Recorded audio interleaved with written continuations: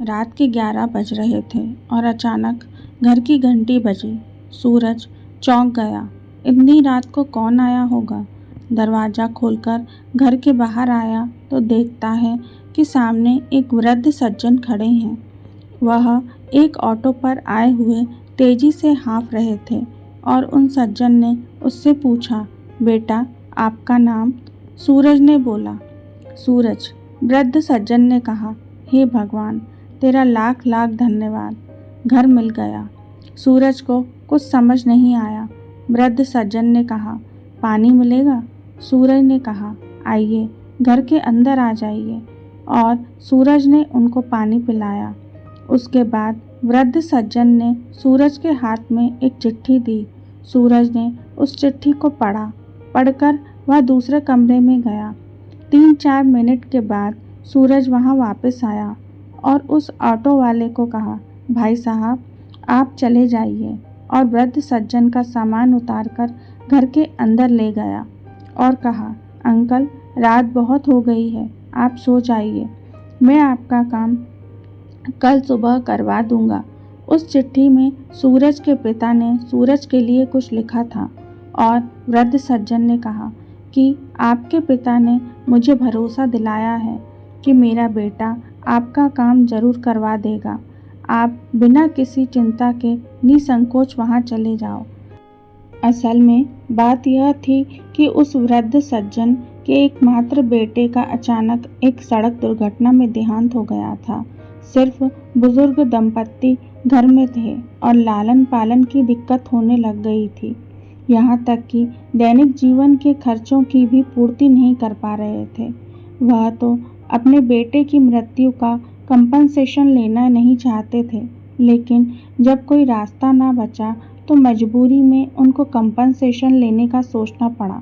और जब कार्यवाही आगे बढ़ी तो उन्हें पता चला कि एक कागज़ है जो उन्हें दिल्ली में जाकर ही सर्टिफाइड कराना पड़ेगा।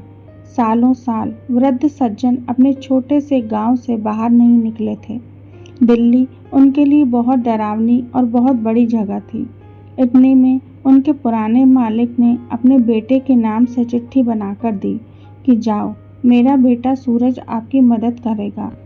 अगले दिन सुबह अंकल उठे। सूरज ने उनको बढ़िया नाश्ता कराया, अपनी गाड़ी में बिठाया। सूरज ने छुट्टी ली और छुट्टी लेकर सूरज उस ऑफिस में गया जहां बहुत मेहनत मशक्क़त करके आखिर वह दस्तावेज निकलवा दिए। दस्तावेज सर्टिफाइड कराने के बाद अंकल को बस की टिकट करा दी।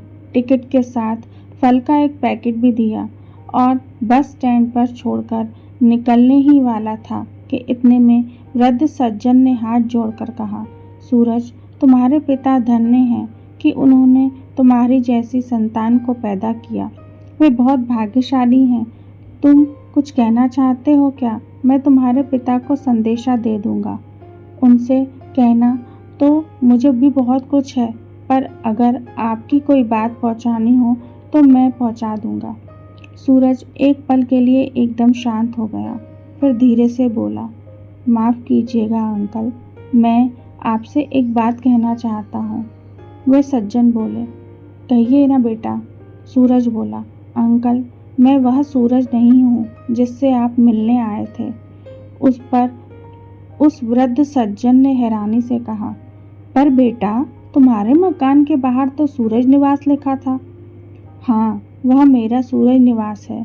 मेरा नाम भी सूरज है, लेकिन मैं वह सूरज नहीं हूँ जिसे आप ढूंढने आए थे। उस वृद्ध सज्जन को बहुत कुछ समझ में नहीं आया तो सूरज बोला, कल रात को जब आप आए थे तब आप हाँफ रहे थे, लेकिन आपकी आंखों में वह उम्मीद थी कि उनका बेटा आपकी मदद जरूर करेगा। जब मैंने चिट्ठी पढ़ी तो मैंने आपके वाले सूरज को फ़ोन किया। वह एकदम से परेशान हो गया और असमंजस में पड़ गया, क्योंकि वह कहीं बाहर गया हुआ था और 8-10 दिन बाद आने वाला था। साथ ही आपको देखकर मुझे मेरे पिता याद आ गए, जिनके लिए मैं जीवन भर कुछ न कर पाया। मेरे पास हिम्मत भी नहीं थी कि मैं आपकी उम्र और भावना को देखते हुए आपको वापस भेज सकूं। तब मैंने निर्णय लिया कि आपका यह काम मैं करवा दूंगा। उस वृद्ध व्यक्ति की आंखों से आंसू बहने लगे और वह बोले कि तुम सूरज को जानते नहीं हो? सूरज बोला, अंकल, मैं उसको नहीं जानता। आपकी चिट्ठी में उनका फ़ोन नंबर था। मैंने उन्हें फ़ोन लगाया। उस पर उन्होंने फिर से पूछा, तुम वह सूरज भी नहीं हो? फिर से बोला, हाँ, मैं वह सूरज नहीं हूँ। उस पर वृद्ध ने कहा, फिर भी तुमने मेरे लिए छुट्टी ली और इतना किया। कौन कहता है भगवान नहीं होता?